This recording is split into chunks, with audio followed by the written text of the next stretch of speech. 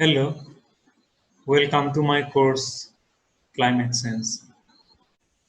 It is an introductory course on climate science. Here, the course creator and instructor is Dr. Shailen Deka from Tezpur University, that's me. The duration of the course has been kept as 8 weeks and the course doesn't have any prerequisite. The climate of the earth has evolved over the last several thousand million years, and for the last several thousand years it has been relatively stable, but that stability has been disturbed since the onset of the industrial revolution. So since the industrial revolution,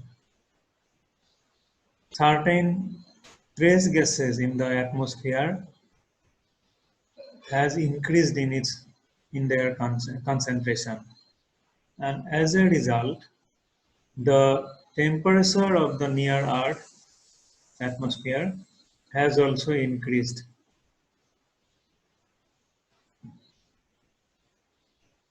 The gases that has been released in the atmosphere in very high concentration are carbon dioxide, methane, chlorofluorocarbon, etc. So these gases were very minimal in the atmosphere originally, but because of industrial activities, the concentration of these gases have gone up, and because of which greenhouse effect has come to play, and it has increased the Earth's temperature in its near Earth atmosphere. So as a consequence of this, sea level has risen or are rising, and it is threatening to submerge large areas of seashore and also many islands. It has threatened the precipitation patterns.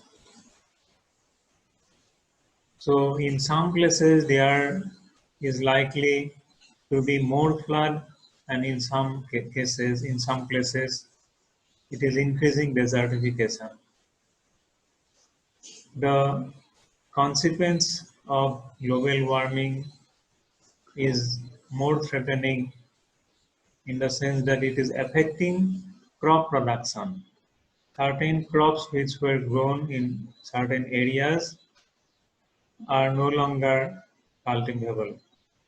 So there are many such problems linked with global warming. Now, in this course, these things will be studied, and also the uh, measures that the international community, all the nations should take up or are taking up are also mentioned. So, as a result of this course, the learners are expected to be able to identify the causes of global warming, visualize the results of global warming, analyze the contribution of various human activities to global warming, report international and national efforts to limit global warming, and plan actions at individual and community level to limit global warming.